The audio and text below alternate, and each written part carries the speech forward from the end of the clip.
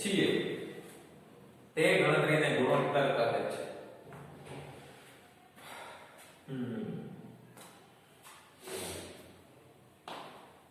ખબર ન પડે છે. સમજીએ. મીટર, સેન્ટીમીટર, કિલોમીટર, મીટર,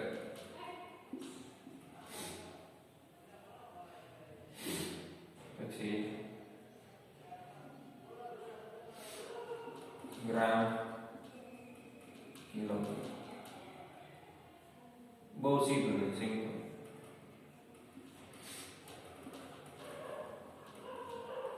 બે જથ્થા, કોઈ પણ બે વસ્તુ લઈ લે, સીધું થઈ ગયું.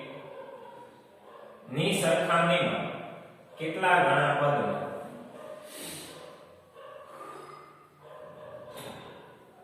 સરખામણી કર્યા પછી કોની ગમે બે પદ.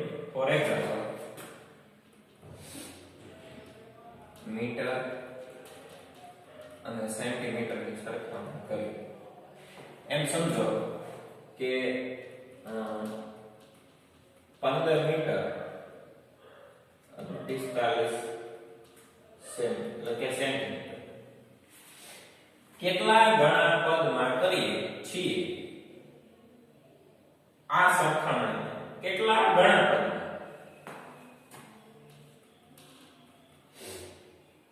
કરીએ છીએ તો આ સરખામણીને ગુણોત્તર તરીકે ઓળખો. ગુણોત્તર એટલે શું? તો આ વ્યાખ્યા એટલે કે ગણિતની ભાષામાં વ્યાખ્યા કહેવાય. પણ 15 મીટર ના છેદમાં 45 સેમી એટલે 15 તેરી 45 3 અને ઉપર 1 એટલે 1/3. તો આ કયો આપણો ગુણોત્તર, બરાબર. અને આ જે જવાબ આવ્યો એનું પ્રમાણ. હવે ગુણોત્તર અને પ્રમાણ, બરાબર.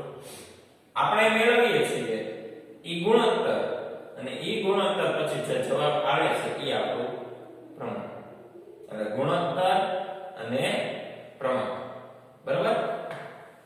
એવી રીતના તમને થોડા ઉદાહરણ આપું છું. જો ફોર એક્ઝામ્પલ બહુ સીધું એક્ઝામ્પલ લઈ 25 એકા 25 અને 25 દુ 50. તો આનું પ્રમાણ શું થયું? 1/2. પ્રમાણ શું થયું? 1/2.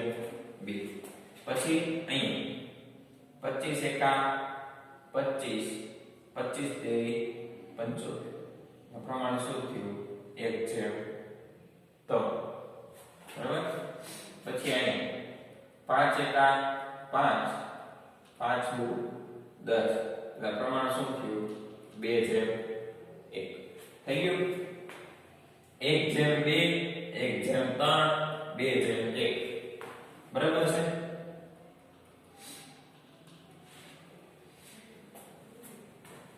એટલે ત્રણેયમાં આ ગુણોત્તર કર્યો, આ ગુણોત્તર કર્યો અને આ ગુણોત્તર કર્યો અને ગુણોત્તર દ્વારા મળતો જવાબ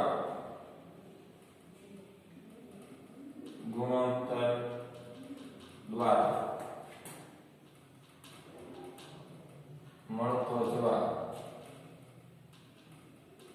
એને પ્રમાણ કહે છે.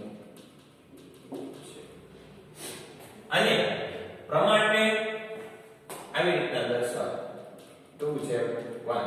આ જે વચ્ચે છે બે ઉભા મીંડા એને જેમ તરીકે ઓળખાય. શું તરીકે ઓળખાય? જેમ તરીકે. બરાબર. તો આ હતું આપણું થોડું થિયરીનું બેઝિક એટલે કે સામાન્ય. બરાબર. આની ઉપરથી આપણે નેક્સ્ટ લેક્ચર થી 12.1 માં દાખલા કઈ રીતે કરવા એની ઉપરથી આખી ગણતરી આપણે મેળવશું. ત્યાં સુધી તમે એટલું ફોર્મેટ યાદ રાખજો. ગુણોત્તર શું છે અને પ્રમાણ શું છે એટલું યાદ રાખજો. બરોબર. થેન્ક યુ વિદ્યાર્થી મિત્રો.